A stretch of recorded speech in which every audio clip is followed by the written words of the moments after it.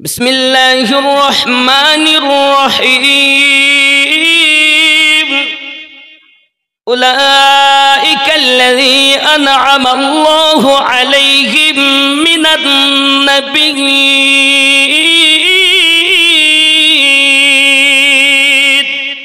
والصديقين والشهداء والصالحين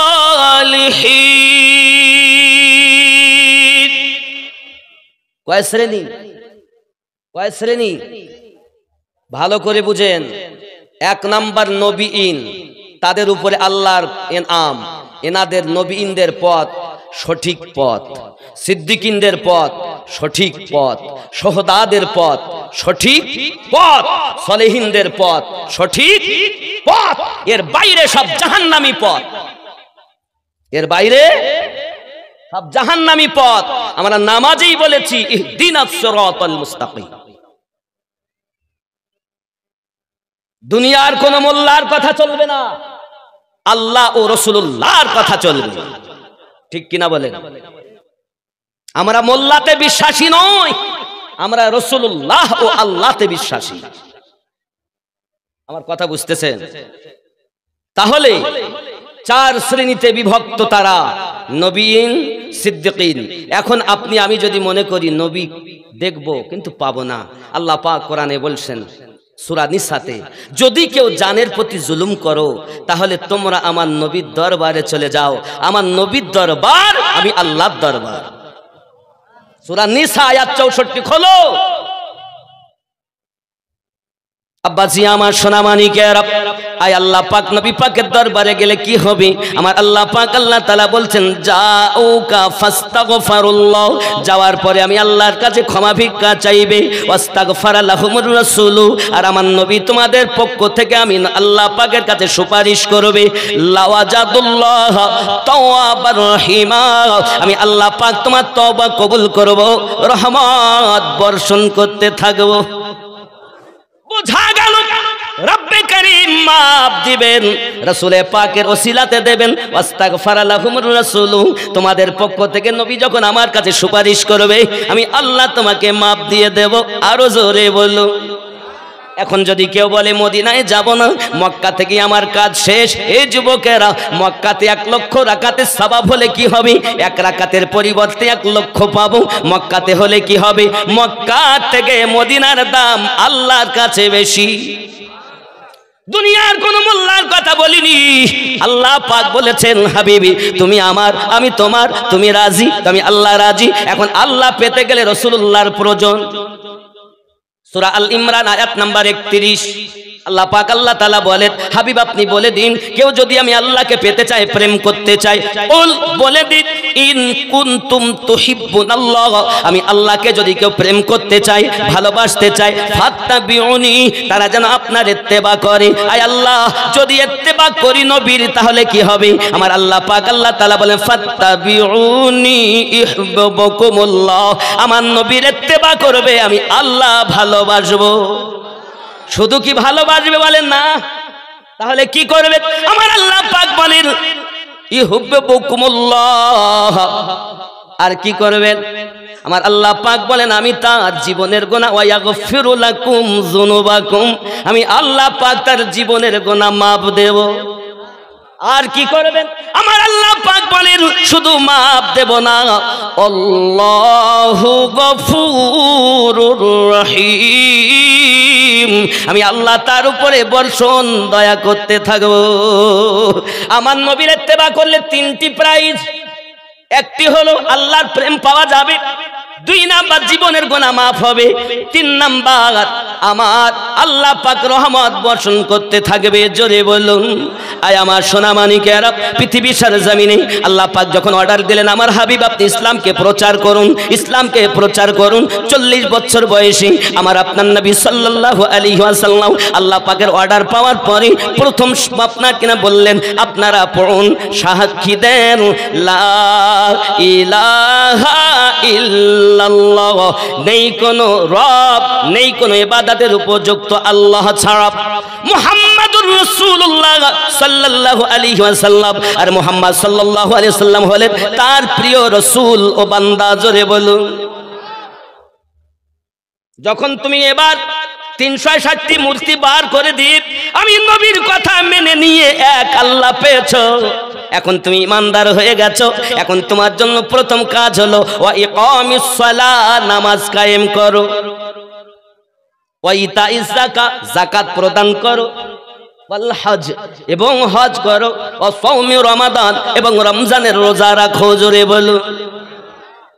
যুবকরা আমার, রাসূল পাক সাল্লাল্লাহু আলাইহি ওয়াসাল্লাম যখন এক আল্লাহ পাকের ওয়াহদানিয়াত প্রচার করতে আরম্ভ করেছেন, মক্কার বড় বড় দুশমনেরা আবু জাহেল, উতবা, সাইবা, উতাইবা, আবু সুফিয়ান আমার নবী পাকের প্রতি অত্যাচার আরম্ভ করে দিয়েছেন। দয়াল নবী মক্কার কাবা ঘরের নিকট আল্লাহ পাকের কোরআন মাজিদ তেলাওয়াত করে করে শোনাচ্ছেন।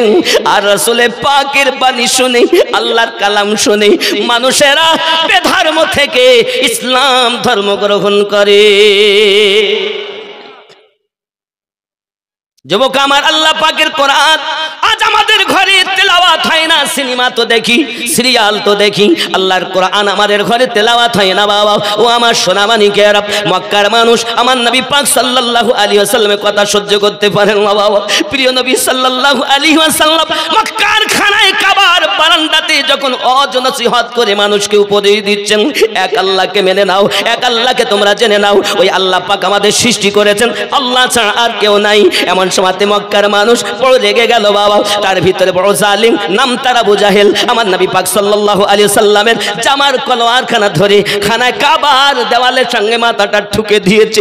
এ দয়াল বাবা, আমার নবী পাকের পেশানি ফেটে যায়, পেশানি মোবারক থেকে রক্তর ফোঁটা আপনার জমিনে পড়তে লেগেছে। প্রিয় রাসূল কোনো কথাই না বলে সঙ্গে সঙ্গে ঘরে চলে গেলেন বাবা। মক্কার খানায় কাবার পরে মাকামে ইব্রাহিম আপনি দেখতে পাবেন, এখন যাবেন তো দেখবেন। খানায় কাবার পরে মাকামে ইব্রাহিম, মাকামে ইব্রাহিমের পরে জমজম কমের কূপ, জমজমের কূপের নল, ওই কূপের আপনার নলের পরে দেখতে পাবেন সাফা এবং মারওয়া পাহাড়। ওই পাহাড়ের পরে দেখবেন আবু জাহেলের বাড়ি হাম্মামখানা, ওই হাম্মামখানার অপোজিটে একটি হলুদ রঙের ঘর। এটাই হলো আমার নবী পাকের জন্মভূমি, এটাই আমার নবীর জন্মভূমি। ওই জন্মভূমির পিছনে যে পাহাড়টি, এই পাহাড়টির নাম হলো সাবা পাহাড়। এই পাহাড়ে উঠে আমার নবী সর্বপ্রথম এক আল্লাহর ওয়াহদানিয়াত প্রচার করেছিলেন। এই পাহাড়ে উঠে সর্বপ্রথম। এই যুবকেরা আমার, তাই তো আমি বলি দিনী কত আলোচনায় থাকতাম আমি অধম, সামনে রাসূল পাক হতেন, পাশে সাহাবাগণ। সুবহানাল্লাহ। আজ আমি বক্তব্য রাখছি, আপনারা শুনছেন। আর ওই সময় যদি জন্ম হতো, নবী বক্তব্য রাখতেন আর আমরা শুনতাম। রাসূল আমার মক্কার খানায় কাবার নিকটে যখন ইসলাম প্রচার করতে আরম্ভ করেছেন, সোনা মানিকেরা আমার মাথায় রাখুন, আমার নবী টুকটুক করে বাড়িতে পৌঁছালেন। আম্মা খাদিজাতুল কুবরা সালামুল্লাহি আলাইহা, আম্মা জান আমার রাসূল পাকের যখন পেশানি থেকে রক্ত ঝরতেছে, সঙ্গে সঙ্গে উনি আর কোনো কাপড় চোপড় পেলেন না, এমন কোনো জিনিস পেলেন না যাহা দিয়ে আপনার কিনা মাথা ব্যান্ডেড করে দিবেন। উনি মাথা তো ব্যান্ডেড করতে পারলেন না বাবা, মাথা তো ব্যান্ডেড করতে উনি পারলেন না, কিন্তু করলেন কি জানেন? হযরতে আম্মা জান খাদিজাতুল কুবরা সালামুল্লাহি আলাইহা আমার রাসূল পাক সাল্লাল্লাহু আলাইহি ওয়াসাল্লাম এই রক্ত মোবারক ঝরা সইতে পারছেন না, নিজের বাড়িতে কোনো কাপড় নাই। ও মলবিটোলার জননী মা খালাও, শুনে নেন, রাতের বেলা মক্কা নগরের সর্বশ্রেষ্ঠ ধনী মহিলা আম্মা খাদিজাতুল কুবরা রাদিয়াল্লাহু তাআলা আনহা ঘরে এমন বাড়তি কাপড় নাই যে কাপড়টি ছুঁয়ে আমার নবী পাকের মাথায় ব্যান্ডেড করে দেবে। একবার কি চিন্তা করেছেন আমার নবীর জন্য তিনি কত কুরবানি দিয়েছে?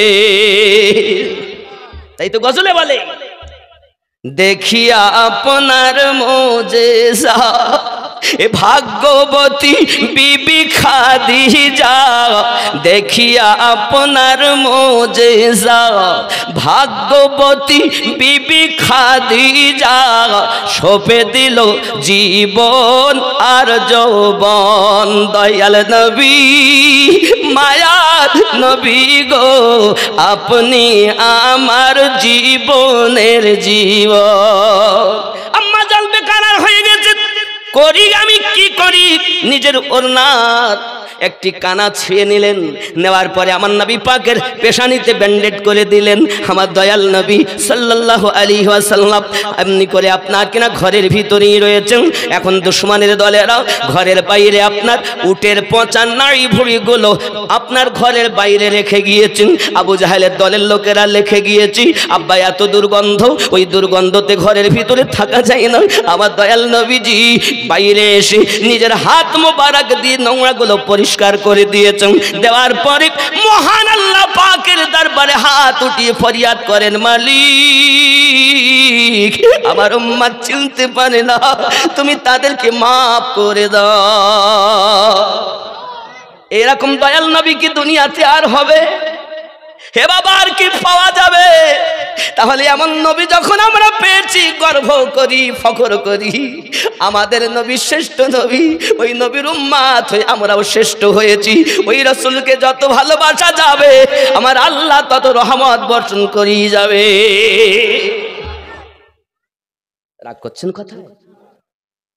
ইসলামের প্রাথমিক যুগ বড় কষ্ট বাবা। আমার দয়াল নবী মুস্তাফা কখনো বদদুয়া করেননি, সদা সর্বদা আল্লাহ পাকের কাছে আমাদের জন্যই দোয়া করেছেন বাবা। আমার নবী তেলাওয়াত আবার শুরু করেছেন খানায় কাবার কাছে এসে।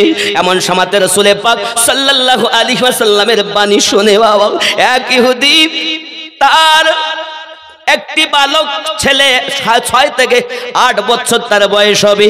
ওই ছেলেটি আমার নবী পাকের তেলাওয়াতে কোরআন শুনে আর আমার নবী পাকে জিয়ারত করে। এত সুন্দর তেলাওয়াত, যত শুনে তত ভালো লাগে, আমার নবীর প্রেমে পড়ে যায়। প্রেম প্রেম প্রেমে যখন পড়ে গেল, বাপ জিজ্ঞাসা করে, খোকা তুই কোথায় যাস? বলে রাসূল তেলাওয়াত করেন, আমার ভালো লাগে। তার কথা দুনিয়ার কোন কবির কাব্য নয়, সাহিত্যিক নয়, এমন বাণী আমার পিতা আপনি যদি শোনেন আপনিও মুগ্ধ হয়ে যাবেন। বুঝতে পেরেছি তোকে মুহাম্মদ সাল্লাল্লাহু আলাইহি ওয়াসাল্লাম জাদু করেছে, তাকে জাদু করে ফেলেছে। জোরে বলুন নাউযুবিল্লাহ। আমাদের নবী কি জাদু করে? হ্যাঁ। কেউ বলে নবী জাদু করেছে, আমি বলি হ্যাঁ। নবী তলোয়ার চালিয়েছে, আমি বলি হ্যাঁ চালিয়েছে। কিসের তলোয়ার? প্রেমের তলোয়ার। কিসের জাদু? প্রেমের জাদু। জোরে বলে। কার প্রেম? আল্লাহ ও রাসূলের প্রেম। তুমি দুনিয়ার তলোয়ার ভেবো না, ইশকের তলোয়ার রাসূল চালিয়েছেন। আর যত ইশকের আব্বাজি আমার সোনা মানিকের পিতা বলে আর যাওয়া হবে না মক্কার খানায় কাবার নিকটে, এখন তুমি বাড়িতে থাকবে। ছেলে তো বলে পিতা সম্ভব নয়, এখন তার পায়ে শিকল দিয়ে বাড়িতে আপনার কিনা বেঁধে রেখেছি। ছেলেটা আর মক্কায় আমার নবীর কোরআন মাজিদ তেলাওয়াত শুনতে যেতে পারে না। এই আমার জবাব, আমার জওয়ান যুবকেরা, আপনাদের কাছে আমি অনুরোধ করব বাবা, আমার রাসূল পাকের তেলাওয়াতে কোরআন মাজিদ কত সুন্দর ছিল। আজ আমাদের ঘরে কেন এত আল্লাহ পাকে গজব দান করে? একমাত্র আমরা আল্লাহ পাকের কোরআন মাজিদ ছেড়ে দিয়েছি। বন্ধুরে আমার, চলুন না কেন দেখি। এখন ছেলেটি মাকে বলে, মা আমাকে একটু ছেড়ে দাও না, আমি রাসূল পাকের দিদার করব। জোরে বলো। কার দিদার? নবীর। আব্বাজি আমার এই কথা যখন বলতেছেন, এমন সব মা বলে যাওয়া সম্ভবপর হবে না, বেঁধে রেখেছি, তুমি মুস্তাফা ছেড়ে দাও। কারণ আমরা হলাম এই মক্কা নগরীর ধনী, আমাদের তেলাওয়াত, আমাদের ধর্ম আলাদা, তাদের ধর্ম আলাদাও। এখন যাওয়া যাবে না বাবাজি। এমনি করে আপনার কিনা দেখা গেল এই আপনার ঘটনাটা ঘটতেছে আস্তে আস্তে করে। আমার নবী পাক সাল্লাল্লাহু আলাইহি ওয়াসাল্লাম যখন মক্কা থেকে মদিনায় আপনার রওনা দিয়েছেন বাবা, মদিনাতুল মুনাওয়ারায় যখন নবী গেছেন, নবী পাকের বাণী শুনে ওই 6 থেকে 8 বছরের বালক প্রেমে পড়ে পাগলের মতো হয়ে আছে বাবা। এমনি করে খাওয়া দাওয়া বন্ধ করে দিয়েছে। মা যদি খেতে দেন খায় নাও, মা যদি আপনার কিনা পানি দেয় পান করে নাও, খাবার দেয় খাওয়া দাওয়া বন্ধ করে দিয়েছে। আব্বা আমার খাওয়া ভালো লাগে না, নবী ভালো লাগে। ছোট্ট বালকের প্রেম কেমন! আমরা সুন্নিরা এজন্য তো দরুদ পড়ি, সালাম পড়ি, কারণ আমাদের দরুদ ও সালামে বড় মজা লাগে।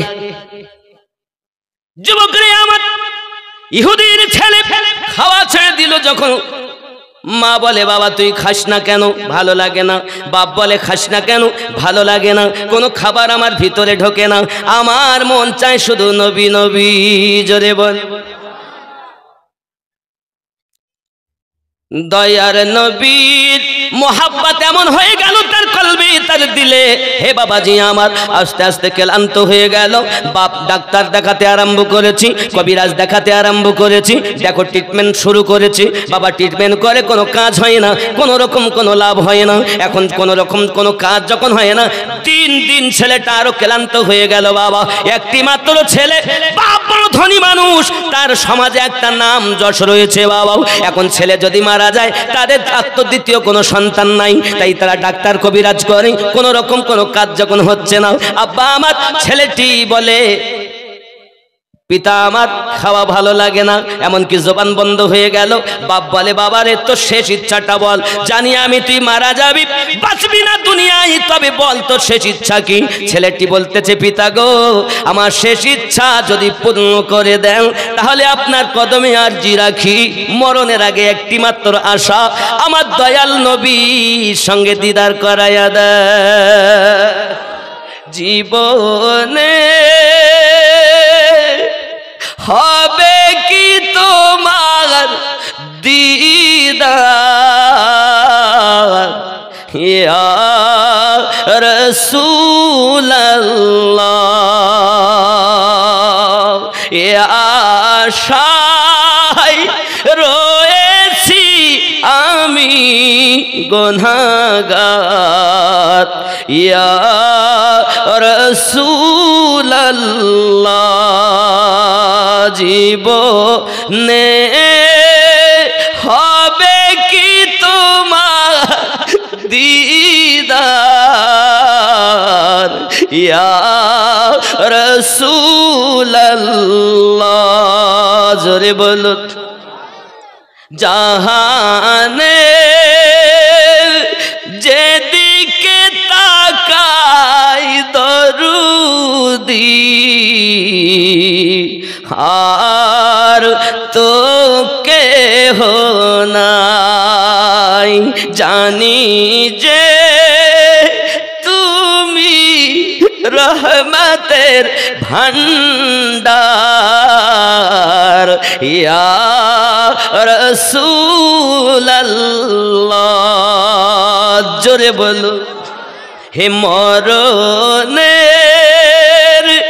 কালে যেন পাই শুধু তোমার কদম তলে ঠাই, এ আশায় রয়েছি আমি গুনাহগার, ইয়া রাসূলুল্লাহ।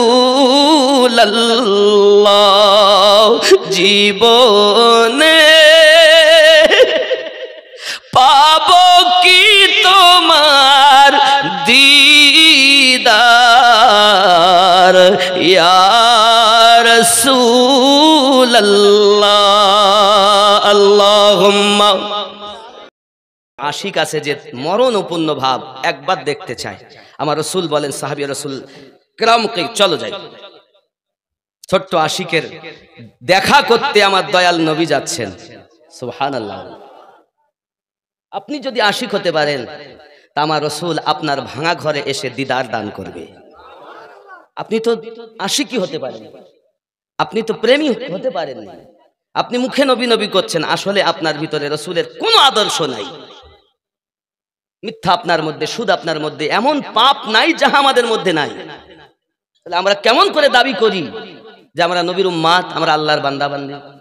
বান্দার কাজ তো দাস এবং দাসত্ব করা, নাকি? বান্দা অর্থ দাস, সে করবে দাসত্ব। আমরা কি দাসত্ব করি? করি? লোক দেখাই, হ্যাঁ বিশাল করি। আব্বাজি আমার দয়ার রাসূল টুকটুক টুকটুক করে সাহাবায়ে রাসূলদেরকে নিয়ে রওনা দিয়েছেন। যেই না রওনা দিয়ে গেছেন, এমনি সময়তে আপনার ইহুদি হলো আমার নবীজিকে আপনার সম্মান করে বাড়িতে নিয়েছেন। জোরে বলো। নবী আমার যেই না ইহুদির ঘরে প্রবেশ করেছেন এই যুবকেরা। প্রবেশ করার পরই দেখা গেল ওই ছোট্ট আশিক উঠে আপনাকে না বসতে পারে না, চোখ মেলতে পারে না। পিতা তার কানের কাছে যাইয়া বলছে, বেটা রে দেখো যার আশিক তুমি, তোমার মাসুক এসে গেছে। যেই কথাটুকু পিতা বলেছেন সঙ্গে সঙ্গে বেটা চোখ দুটি খুলে যেন মরা দেখে জীবন পেয়ে গেল। আমার নবীজিকে যেই না দেখেছেন উঠে দাঁড়িয়ে গেছেন, ইয়া রাসূলুল্লাহ সাল্লাল্লাহু আলাইহি ওয়াসাল্লাম, হুজুর আমাকে maaf করবেন, হুজুর আমাকে ক্ষমা করবেন, হুজুর আমি হয়তো আর বাঁচব না, আমি আপনার ছাড়া আমাকে কিছু ভালো লাগে না, আমি আপনার প্রেমিক, আমি আপনার পাগল, হুজুর আপনার ছাড়া আমার ভালো লাগে না, আমি বাঁচব না, আমার উপায় কি হবে? আমার দয়াল নবী বলেন, জলদি করে পড়ে নাও লা ইলাহা ইল্লাল্লাহু মুহাম্মাদুর রাসূলুল্লাহ। সাবিরে আর কাঁদতে হবে না, আমি নবী এই দুনিয়া থেকে আখিরাত পর্যন্ত তোমার জামিন হয়ে গেলাম। এ যুবকের আমার দয়াল নবী যদি জামিন হয়ে যান তাহলে তার হালাত কি হবে, তার অবস্থা কি হবে? আব্বাজি আমার প্রিয় রাসূল সাল্লাল্লাহু আলাইহি ওয়াসাল্লাম এই কথাটি বলেছেন, আর ছেলেটি আপনার কিনা বসে থাকতে আবার শুয়ে যায়। এমনি সময়তে আপনার কিনা রাসূল পাক সাল্লাল্লাহু আলাইহি ওয়াসাল্লাম ইহুদির বাড়ি থাকাকালীনে ওই ছোট্ট ছেলেটি আপনার দুনিয়া থেকে মৃত্যুবরণ করে। ইন্না লিল্লাহি ওয়া ইন্না ইলাইহি রাজিউন। ছোট্ট সাহাবী দুনিয়া থেকে যখন ইন্তেকাল করে গেছেন, বাপ দেখতেছে আমার রাসূল পাককে ডেকে, একে আর আমরা কি করব? নিয়ে যান, আপনি নিয়ে যান। আমার দয়াল নবী বলেন, সাহাবী রাসূল আমার ছোট্ট আশিক, চলো তাকে নিয়ে চলে যাই। এখন আমার নবী পাক সাহাবী রাসূল সহ ছোট্ট আশিকের লাশ মোবারক মদিনাতুল মুনাওয়ারাতে নিয়ে এসেছেন। যদি বলুন সুবহানাল্লাহ। মদিনার বাজারে ঘোরাচ্ছেন, ইয়াশরিফ দেশে ঘোরাচ্ছেন, গলি গলি ঘোরাচ্ছেন। আমার রাসূল বলেন, ভালো করে তাকে ঘোরাও, মদিনার মানুষ যেন দেখে আমার ছোট্ট আশিকের জানাজা বড় ধুমধাম করে উঠবে। ছোট আশিক এর জানাজা বড় ধুমধাম করে উঠাতে হবে। আব্বাজি আমার তার জানাজাটা বড় আনন্দের সহিত সাহাবী রাসূল আপনার মদিনার গলিতে ঘোরাতে লেগেছেন। ঘোরাতে ঘোরাতে ঘোরাতে ঘোরাতে এমন অবস্থা হয়ে গেল, যখন আপনার নিয়ে গেছেন দাফন করার জন্য, আমার নবী পাক সাল্লাল্লাহু আলাইহি ওয়াসাল্লাম ডিঙি মেরে মেরে আপনার চলছেন, বারবার পাসিনা মোবারকা নবী আমার মুছতেছেন। সাহাবী রাসূলের আরজি করছেন, হুজুর আপনি ডিঙি মেরে কেন চলতেছেন? ফাঁকা তো এত ময়দান, আপনি ডিঙি মেরে কেন চলতেছেন? বারবার কেন আপনি পাসিনা মোবারকা বুঝতেছেন? আমার নবী বলেন, সাহাবী রাসূল আপনারা দেখেন না আমি নবী যাহা দেখি, আপনারা শোনেন না আমি নবী যাহা শুনি। আমার এই ছোট্ট আশিকের জানাজাতে আল্লাহ পাক এত ফেরেশতা পাঠিয়ে দিয়েছেন যে আমি নবী সোজা করে পা ফেলতে পারি না।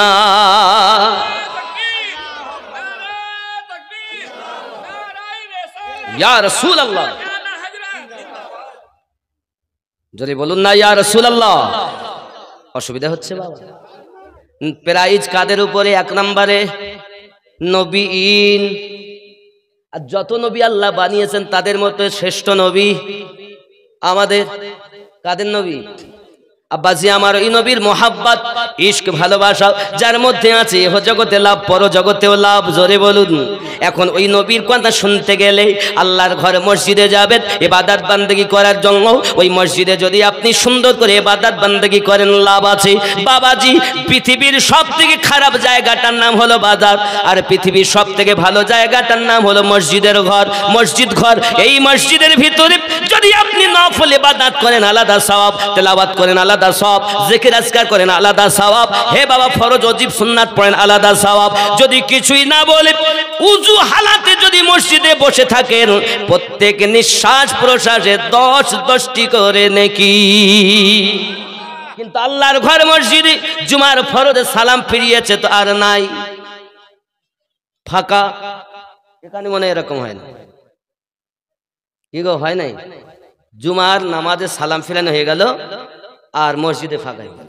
অন্য জায়গায় অনেককে দেখা যায় দুয়া একটু করে নিয়েছে, নেওয়ার পর আর নাই, মসজিদের হাফ। আব্বাজি আমার পৃথিবীর সারা জমিনে এখানে হয় না, হয় না? ওই নফল ইবাদত করতে হবে, নওয়াফিল ইবাদত আপনি তখন পাচ্ছেন না, ব্যস্ততা আছেন। আমার মনে হয় না যে এরা আর পড়ে ওই ফরজটুকু, মানে সেই মক্কাতে আর মদিনায় আমরা গেছি তো এরা কাবাকেও সম্মান করে না, কাবার দিকে পর্যন্ত পা মেলিয়ে সব বসে থাকে। আমি নিজের চোখে দেখছি, আর মোবাইলে ফটো আছে, এই মোবাইলে দালালি কথা বলছি না। যে কাবার দিকে ফিরে আমরা নামাজ আদায় করি, তারাও আদায় করে, আদায় করার পর তারা খানায় কাবার দিকে ফিরে পা লম্বা করে কোরআন শরীফ পড়তে। আর কাবাকে আমরা ভারতবাসী, বাংলা ও পাকিস্তান, আমি দেখি এরা যা কাবাকে সম্মান করে, নবীকে সম্মান করে, অন্য কোন দেশের মানুষ তাহা করে না। জান্নাতে যদি যায় তো এরাই আগে যায়। আপনি মক্কার মানুষ মনে করছেন, তাদের মতো বিয়াদব নাই, চোখে দেখা কথা। যুবক আমার, খানায় কাবার দিকে আমরা থুতু ফেলাকেও বিয়াদবি মনে করি নাকি? তাহলে থুতু ফেলা যদি বিয়াদবি হয়, তার পা যদি দেয় শার্ট করে, হ্যাঁ মশলা আছে। যদি বেটা অসুস্থ হয়, তার বসার মতো ক্ষমতা নাই, তাহলে পা বেঁকানোর মতো ক্ষমতা নাই, তাহলে কেবলার দিকে পা করে নামাজ আদায় করার হুকুম দেওয়া হয়েছে। সুস্থ হালাতে কোন ব্যক্তি কাবার দিকে পা করে নামাজ দৌড় মারছে, লোকটা আমি দেখছি, কিন্তু এসে বসে আছে কাবার দিকে পা দিয়ে তেলাওয়াত। এই বড় লম্বা দাড়ি হলে কি হবে, মাথায় পাগড়ি থাকলে কি হবে? ইশক নাই, মোহাব্বত নাই, আদব নাই।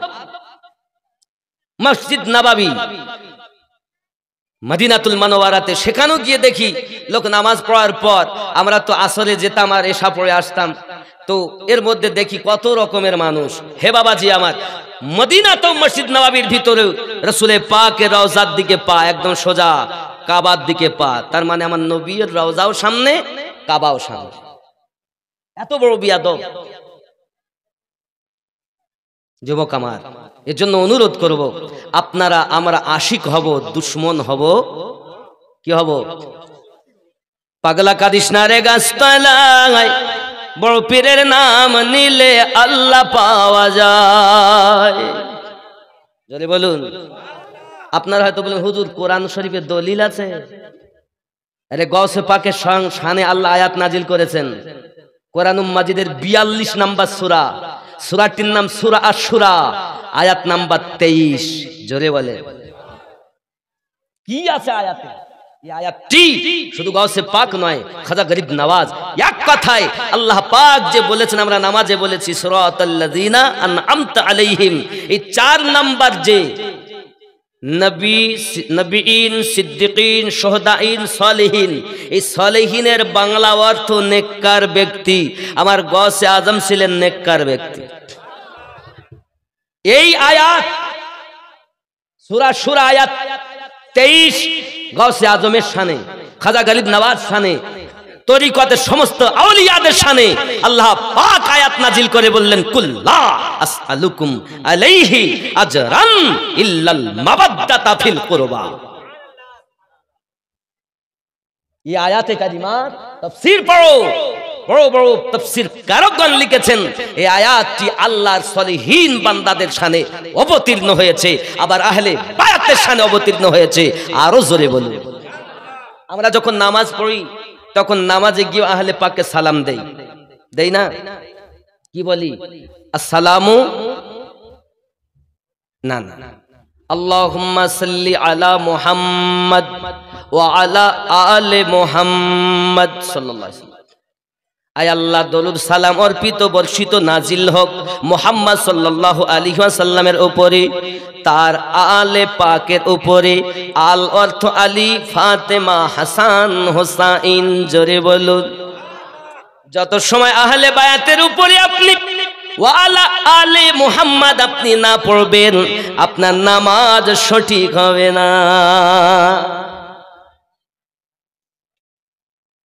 বাবাজি আমার, নামাজের হকিকত আপনাকে জানা লাগবে বাবা।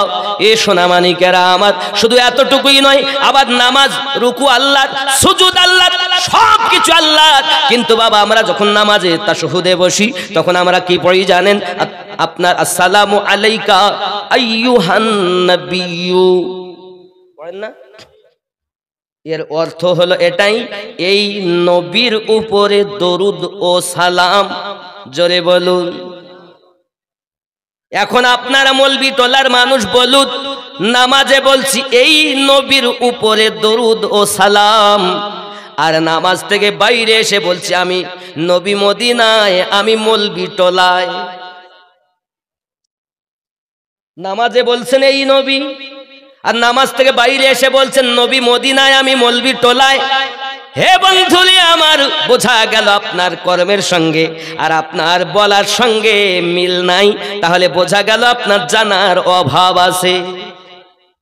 যদি মনে করেন নবী মদিনায়, ইয়ানি কি আমার ভাইজান পাশে, আমি বললাম এই ভাই, এই ভাই, এই ভাইয়ের উপরে শান্তি বর্ষণ হোক।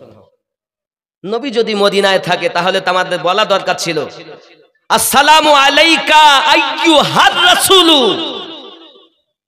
ওই নবীর উপরে দরুদ সালাম যিনি মদিনাতে। কিন্তু ৭৩ জামাতের মানুষ নামাজে বলছে আসসালামু আলাইকা আইয়ুহান নবিয়্যু, নিকটের সেগা, আর বাইরে এসে বলতে চাচ্ছে এক শ্রেণী, বহু শ্রেণী, ৭২ শ্রেণীর লোক নবী মদিনায়, আমি এখানে। এটাই আকীদা খারাপ। নামাজে আমরা যখন এই নবী বললাম, তাহলে এই নবী বলতে নবী কোথায়? সামনে, পিছনে, ডাইনে, বামে, উপরে, নিচে? আল্লাহ পাক বলছেন বান্দা বান্দি তোমরা বুঝতে পারছো না নবী কোথায় আছে? আমি আল্লাহ জানিয়ে দিলাম, আন নবিয়্যু আওলা বিল মুমিনিনা মিন আনফুসিহিম, প্রত্যেক মুমিনের জানের থেকে আরো নিকটে নবী। তাহলে নামাজ মুমিন না হলেও পড়ে, আর মুমিন যারা হয়নি এরা নামাজ পড়তেছে, তাহলে ওদের কাছে নবী নাই, তাই তারা বলতেছে নবী মদিনায়, আমি মলবি টোলায়। যারা মুমিন আল্লাহ পাক তাদের জানের থেকে আরো নিকটে আমার দয়াল নবীকে রেখে দিয়েছেন। তাহলে আমরা যদি মুমিন হই তাহলে নবীকে নিকটে মানবো। জোরে বলুন। কারণ আমরা নিকটের সেগা নামাজই ব্যবহার করেছি। আরো জোরে বলুন। আমার কথা কি বুঝতে পারছেন নাকি? নামাজের ভেদ আপনি জানলেন না। আপনি কি মনে করেছেন নামাজ আপনার বাপের দেওয়া, রব্বে কারিমের দেওয়া, রাসূলে পাকের নিয়ে আসা, আমাদের মুমিনের জন্য তোফা? জোরে বলুন। এই নামাজ পড়বে তারা, ইমানদার হবে যারা। আল্লাহ কিন্তু মানুষকে নামাজ পড়তে বলেননি। আল্লাহ এ বলেননি ইয়া আইয়ুহান নাস ওয়া আকিমুস সালাহ, আয় মানব সম্প্রদায় তোমরা নামাজ কায়েম করো। আল্লাহ এও বলেননি ইয়া আইয়ুহাল মুসলিমুন ওয়া আকিমুস সালাহ, আয় মুসলিম সম্প্রদায় তোমরা নামাজ কায়েম করো। আল্লাহ বলেছেন ইয়া আইয়ুহাল্লাযীনা আমানু ওয়া আকিমুস সালাহ, আয় ঈমানদার সম্প্রদায় তোমরা নামাজ কায়েম করো। নামাজ পড়বে তারা, ঈমানদার হবে। জানি বলুন। তাহলে ঈমানদার আমরা, নামাজ ছাড়বো? আমরা নামাজ ছাড়বো না। আপনি মনে করছেন নামাজ সবাই পড়ে, কিন্তু সবাই ঈমানদার না। যদি বলেন হুজুর এই কথা আপনি বলছেন কোরআন থেকে দলিল, হ্যাঁ আমি বানানো কথা বলি না তো। শুনে রাখেন, কোরআন শরীফের 49 নম্বর সূরা, সূরাটির নাম সূরা হুজুরাত, আয়াত নাম্বার 14 আল্লাহ পাক বলছেন, কি বললেন? বিসমিল্লাহির রহমানির রহিম, কুল ক্বালাতিল আ'রাবু আমান্না, আরবের কিছু মানুষ এসে বলল আমরা ঈমান নিয়ে এসেছি। মানে মক্কা যখন জয় হয়ে গেল, মক্কা যখন ফাতা হয়ে গেল, তখন এবার ঠেলার নাম বাবাজি, যারা নবীকে মানে না তারাও ভয়ে নবীর কাছে কলেমা পড়েছে। খুব ভালো করে বুঝে নেন কোরআন শরীফ। ও বাবা, আমার রাসূল আল্লাহ পাক যে কত পাওয়ার দিয়েছেন নবীকে, কোরআন থেকে আপনাদের শোনাচ্ছি। একজন ব্যক্তি রাসূলের মোহাব্বতে, আল্লাহ পাকের ইবাদতের আশাতে আল্লাহর ঘর মসজিদের জন্য 20,000 টাকা দিতে পারে একজন আছে এই মেহফিলে? মায়ের জন্য, বাপের জন্য, দাদার জন্য, দাদির জন্য দিবে একটি ছেলে? এই আয়াতটার আমি বড় করব, আপনাদের সম্মুখে তুলে ধরবো। আরবের কিছু মানুষ এসে বলল আমরা ঈমান নিয়ে এসেছি। আমার আল্লাহ পাকের অর্ডার হলো, আয় নবী আপনি বলুন কুল্লাম তুমিনু ওয়ালাকিন। একজন ভাই, কই নাম ভাইজান? মোশাররফ হোসেন, মসজিদের জন্য 500 টাকাও আল্লাহ পকেট যেন না হয় ফাঁকাও, স্বপ্নের মাঝে আমার নবী পাকের সঙ্গে যেন হয়ে যায় দেখা। লা ইলাহা লা ইলাহা লা ইলাহা ইল্লাল্লাহু মুহাম্মাদুর সাল্লাল্লাহু আলাইহি ওয়াসাল্লাম জোরে বলুন সুবহানাল্লাহ। হে বাবাজি আমার সোনামানিকেরা, পৃথিবীর সরজমিনে এজন্য বলা হয়েছে গাউসে পাক ছিলেন হাসান হোসাইনি আওলাদ। উনি আপনার কিনা দরবারে আপনার কিনা 30 বছর ধরে একজন বাবরচি আপনার রান্না করে কিনা। মিরাজুল ইসলাম 500, কাবিল শেখ 200 টাকা, আল্লাহ কবুল করেন, জোরে বলুন আমিন। আরো জোরে বলুন আল্লাহুম্মা আমিন। হয় না বাবা একটা 20,000 টাকা দেনেওয়ালা, টাকা পয়সা কবরে যাবে না, যাবে? আচ্ছা 20,000 যদি না হয় তো অন্তত গৌস পাকের নামে 11,000, গৌস পাকের 11। 30 বছর গোলামি করে কিছুই নাই। সকাল বেলা হে বাবা রাতের বেলাতে এসেছে চোর চুরি করতে, সকালবেলা আল্লাহর ওলি মনের রাগে চলে গেল গাছতলাতে। গাছতলায় গিয়ে আপনার তন্দ্রা চলে এসেছে। হঠাৎ করে উনি আপনার কিনা ঘুমের মাধ্যমে স্বপ্ন দেখতেছেন, আর 70 জন আল্লাহর ওলি বান্দারা তারা ওনাকে ঘেরোয়া করে বসে গেছে, জোরে বলো। এমন সমাতে বন্ধু আমার ওই খাবার জান্নাত থেকে আল্লাহ পাক পাঠালেন। এখন 70 জোটা নয় 71টা খানজার থালায় খাবার এসেছে। তারা বলে 71টা কেন? তাদের মধ্য থেকে একজন বলছে, জানো না আমি হলাম তোমাদের মধ্য থেকে আমি সরদার, আর আমাদের সকলের সর্দার হলো এই গাছ হেলান দিয়ে যিনি ঘুমায় আল্লাহর ওলি গৌসে পাক 30 বছর আগে থেকে আমাদের 70 জনের কুতুব বানিয়ে রেখেছে। উনি গাছতলায় কাঁদতেছেন, তাই বলছে পাগলা কাঁদিস না রে গাছতলায়, বড় পীরের নাম নিলে আল্লাহ পাওয়া যায়। ওই পাগলা গাছতলায় বসে কাঁদতেছে, সেই পাগলা সম্পর্কে এই গজল। পাগলা কাঁদিস না রে গাছতলায়, আল্লাহর ওলির নাম নিলে আল্লাহ পাওয়া যায়। খেপা কাঁদিস না রে গাছতলায়, আল্লাহ পাক গৌস পাকের নাম নিলে আল্লাহ পাওয়া যায়। বড় পীরের এমনি শান চোরকে কুতুব বানান, বড় পীরের এমনি শান চোরকে কুতুব বানান, মুর্দা জিন্দা করেন তিনি হাতের ইশারায়। বড় পীরের নাম নিলে আল্লাহ পাওয়া যায়। খেপা কাঁদিস না রে গাছতলায়, বড় পীরের নাম নিলে আল্লাহ পাওয়া যায়। নাকি গো? আমার বড় পীরের করব কি বর্ণনা, অনেক আছে ঘটনা, জোরে বলুন। আমার বড় পীরের কি করব বর্ণনা, এমন আছে বহু ঘটনা। এ ভাজা ডিম থেকে মোরগ জিন্দা করেন কথার ইশারায়। বড় পীরের নাম নিলে আল্লাহ পাওয়া যায়। এ ভাজা ডিম থেকে মোরগ জিন্দা করেন চোখের ইশারায়। বড় পীরের নাম নিলে আল্লাহ পাওয়া যায়। খেপা কাঁদিস না রে গাছতলায়, গৌস পাকের নাম নিলে আল্লাহ পাওয়া যায়। আল্লাহুম্মা সাল্লি আলা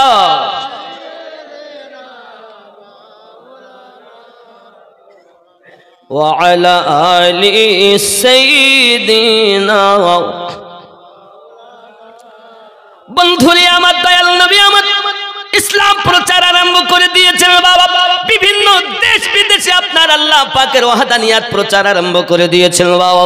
আল্লাহর হাবিব সাল্লাল্লাহু আলাইহি ওয়াসাল্লাম এই নিয়তে এই প্রসঙ্গে একজন সাহাবীকে নবী আমার নিযুক্ত করলেন আর বললেন, যাও ইয়ামিন দেশে চলে যাও। যাওয়ার পরেতে ওখানে বাদশা হিরাকিল রয়েছে, ওই হিরাকিল বাদশাকে আল্লাহর ওয়াহদানিয়াতের দাওয়াত দিয়ে দাও। চলে যাও। আল্লাহর হাবিবের কথা শুনে সাহাবী রাসূল কালিমার দাওয়াতটা নিয়ে চলে গেলেন বাদশা হিরাক্লিয়াসের কাছে। হেরাক্লিয়াস ছিল জালিম অত্যাচারী বাদশা, বড় ক্ষমতার অধিকারী ছিল বাবা।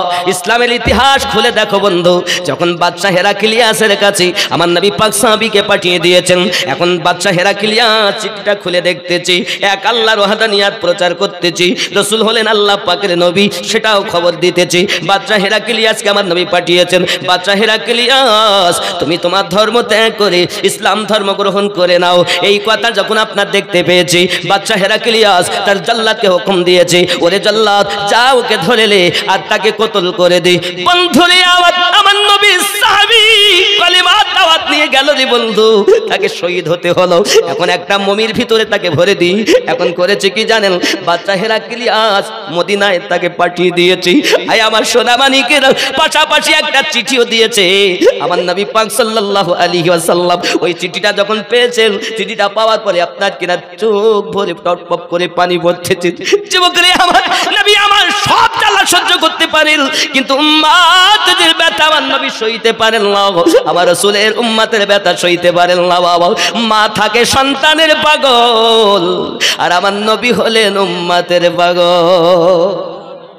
হাই উম্মতেরা, আমার নবীকে ভুলে যেও না, যেও না, যেও না। যাকে ভালোবাসলে আল্লাহর ভালোবাসা পাওয়া যায়, যাকে ভালোবাসলে আল্লাহর রহমত আমাদের প্রতি নাজিল হয়। যদি বলুন সুবহানাল্লাহ। আব্বা আমার রাগ করো না বাবা, ঘটনাটা ভালো করে শোনো। এমনি করে আমার নবী পাক সাল্লাল্লাহু আলাইহি সাল্লামকে হেরাক্লিয়াস বাদশা খবর পাঠিয়েছে, আয় আব্দুল্লাহ ইবনে মুহাম্মদ, এই মুহাম্মদ ইবনে আব্দুল্লাহ শুনে রেখে দাও, আমি বাদশা হেরাক্লিয়াস বলতে চাই, তুমি পারো যদি আমার সঙ্গে যুদ্ধ করতে হবে, আমি তোমার রবকে মেনে নিতে পারবো না। যদি পারো তাহলে আমার সঙ্গে যুদ্ধ করো, যুদ্ধের তারিখ হলো অমুক দিন। এখন তুমি যুদ্ধের জন্য তৈরি হয়ে যাও। সোনা মানিকেরা আমার, হাদিস শরীফ খুললে দেখা যায় আমার নবী পাক সাল্লাল্লাহু আলাইহি সাল্লাম কাঁদেন সাহাবী রাসূলদের মাঝে, আর বলেন আমি এক আল্লাহর ওয়াহদানিয়াত প্রচার করি, বাদশা হেরাক্লিয়াস আমার সাহাবীকে এমন ভাবে কতল করেছি, আমি রাসূলুল্লাহ সহ্য করতে পারি না গো। আমার দয়াল নবী পারবে যুদ্ধ করতে বাদশা হেরাক্লিয়াসের সঙ্গে। বাদশা হেরাক্লিয়াস বলেছে আমার সেনা হলো 3 লাখ, 1 লাখ রেখে দিয়েছে 2 লাখ সেনা নিয়ে বাদশা হেরাক্লিয়াস যুদ্ধের জন্য আপনার ডাক দিয়েছে, যে যুদ্ধটার নাম হলো মোতার যুদ্ধ। ইসলাম ইতিহাস খুলে দেখো, আজ আমাদের ঘরের ছেলেদেরকে আমরা ইসলামের ইতিহাস শিক্ষা দেই না। পৃথিবীর বিভিন্ন রকমের ইতিহাস আমাদের বাচ্চাদের শিক্ষা দেই, কিন্তু ইসলামের ইতিহাস আমাদের বাচ্চাদের শিক্ষা দেয়নি। আমার বাবারা, ইসলাম আমাদের ঘর পর্যন্ত অত সহজে আসেনি, অনেক ত্যাগের পর ইসলাম আমাদের ঘর পর্যন্ত এসেছে। আর ইসলামটা দুনিয়ায় আমাদের এই মলবি টোলাতে নবী পাকের সাহাবী আনেননি, আল্লাহ পাক যাদের সলিহিন ঘোষণা দিয়েছে আল্লাহর ওলি বান্দারা পৌঁছে দিয়েছে। নবীও এনে দেননি, সাহাবায়ে কেরামও এনে দেননি, খুলাফায়ে রাশিদিনও এনে দেননি, তাবিঈনও আনেননি, তাবিঈনও আনেননি, ইমামিনও আনেননি, আউলিয়ায়ে কেরাম আমাদের দরজা পর্যন্ত এনে দিয়েছেন। যদি বলুন সুবহানাল্লাহ। 11,000 টাকা হয় না বাপ? নিয়ত করুন মনে মনে। আর ঘটনাটা শুনতে তেমন রাগ করছেন? আল্লাহর নবী ছাড়া খোদা পাবি না রে দিওয়ানা, আল্লাহর নবী ছাড়া খোদা পাবি না। জোরে বল। রাগ করছে? বলবো গজলটা নাকি? গজলটা বলবো? ও যুবক, ইসলামের ইতিহাস শোনো, আমি শোনাই তোমাদের। আল্লাহ বলেন কোরআন পাকে, যদি পেতে চাও আমাকে, গিয়ে ধরো নবীর দামান খানা রে দিওয়ানা, আল্লাহর নবী ছাড়াও খোদা পাবি না। আরো জোরে বলুন ইয়া রাসূলুল্লাহ। বন্ধুরে আমার, এমন সময় আমার নবী পাক সাল্লাল্লাহু আলাইহি সাল্লাম বলেন আমার সাহাবী রাসূলদের ডাকে 3000 সাহাবী নবী পাকের সম্মুখে হাজির হয়েছেন। তারা সকলেই আমার নবী পাক বলছেন, দেখো এই 2 লক্ষ সিপাহীর সঙ্গে 3000 কখনো যুদ্ধ করা সম্ভব নয়। এক কাজ করো, আপনারা আপন আপন বাড়ি যেতে পারে, আমি মোস্তাফা তোমাদেরকে বাধা দেব না, নইলে এই 2 লক্ষর সঙ্গে 3000-এর যুদ্ধ করা কেমন করে সম্ভব হয়ে উঠবে। সাহাবী রাসূলেরা বলেন, হুজুর চিন্তার কারণ নাই, আমরা কখনো কত সেনা আছে দেখিনি, আমরা জীবন দিতে রাজি, তবে ঘরে যেতে রাজি না। 3000 সাহাবী মুতার যুদ্ধ, হাদিস খোলো, সিয়াসিত্তা খোলো, দেখো। আর আমরা জীবন দিতে পারি না, শুধু নবীর আশিক, এমনকি নামাজও নাই, রোজাও নাই, হজও নাই, যাকাতও নাই, মা বাপের খেদমতও নাই, ইসলামের উপরে কোনো আমলই নাই। রাস্তা দাঁড়িয়ে, এখনো পেশাবার বলবো না, রাস্তা দাঁড়িয়ে মুতি, রাস্তা দাঁড়িয়ে মুতি ও বড় আশিক। 5000 11 হবে না,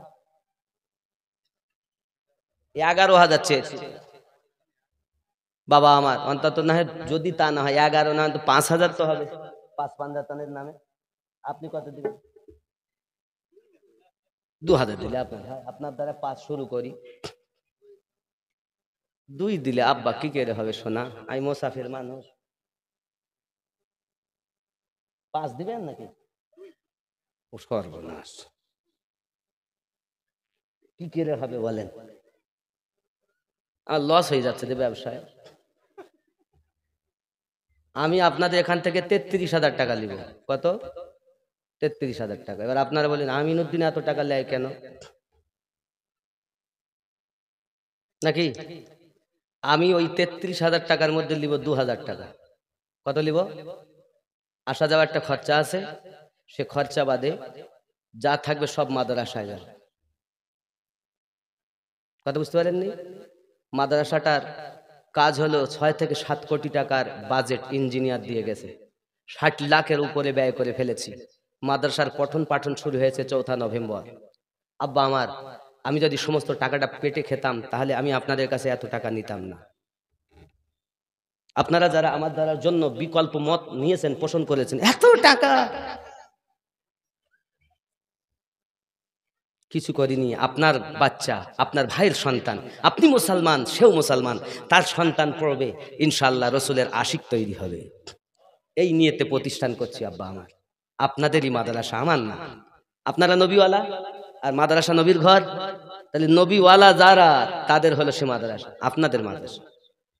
আমি 20 বিঘে সম্পত্তি করিনি, চাইলে আমি করতে পারতাম, কিন্তু আমার ইচ্ছা সব আল্লাহ আল্লাহ রসুলের কথা বলি, আল্লাহর প্রিয় বন্ধুদের কথা বলি। আজ মানুষে আমাকে ভালোবেসে টাকা দেয়, সেই টাকাগুলো আল্লাহর পথে ব্যয় করি। আমি কি খারাপ করছি খুব? জি, এই জন্য আপনাদের কাছে একটু পেশাদ দিয়ে, এমনকি আপনাদের পায়ে ধরে হলেও নিয়ে যাব, একদিন দিতেও হবে। তাই আমি ভাইকে বলছিলাম, আমাদের জাকির হোসেন ভাইকে বলছিলাম, আমার ডিলিয়ার সাহেবকে বলছিলাম, দেখেন সদস্য হয়ে যান, অন্তত 100 টাকা মাসে, নইলে 200 টাকা, নেই 300 টাকা। আজ আমি আছি, কাল থাকবো না, কিভাবে চলবে? এই সব আল্লাহর নবীর, আল্লাহর বান্দা নবীর উম্মতেরা চালাবে ইনশাআল্লাহ। কথা বুঝতে পারেননি আব্বা আমার? তেমন কেউ নাই যে 5,000 টাকা দিতে পারেন আহলে বায়াতের মোহাব্বতে। 5,000 টাকা মায়ের জন্য, বাপের জন্য, আল্লাহর ঘর মসজিদে দিবেন। না দিলে আমি ওয়াজ আগে নিয়ে যাব না। ইতিহাস শুনতে গেলে আপনাদের আরো দেওয়া লাগবে। একটি মানুষ 5,000 টাকা দেবে। 5 ওয়াক্ত নামাজ, ফজর, জোহর, আসর, মাগরিব। মাগরিব নামাজ পড়েছেন? এশা বাবা একজন 5 দেন, তারপর 2 নেব, 3 নেব, 1 নেব, একজন অন্তত 5 দেন, দিয়ে শরীখন প্রথম। একটি মানুষ, একটি মা, মা আপনাদের ভান্ডারে অনেক টাকা আছে, নাই, স্বামী স্ত্রীতে যেন মোহাব্বত বেশি হয়, দোয়া করব। সন্তান যেন নেক হয়, দোয়া করব। এ হাতে আল্লাহর খানায় কাবার গেলাপ ধরেছি, আপনাদের জন্য দোয়া করব। 5,000 টাকা একজন আপনি দিবেন। 5,000 টাকা। কি নাম? আব্দুল কালাম সাহেব, এই গ্রামে বাড়ি বাবাজি। তিনি দিবেন 5,000 টাকা। নারী তাকবীর, আরো জোরে তাকবীর, নারী তাকবীর। হয়নি বাবা, এইরকম তাকবীর দিলে টাকা দেয়।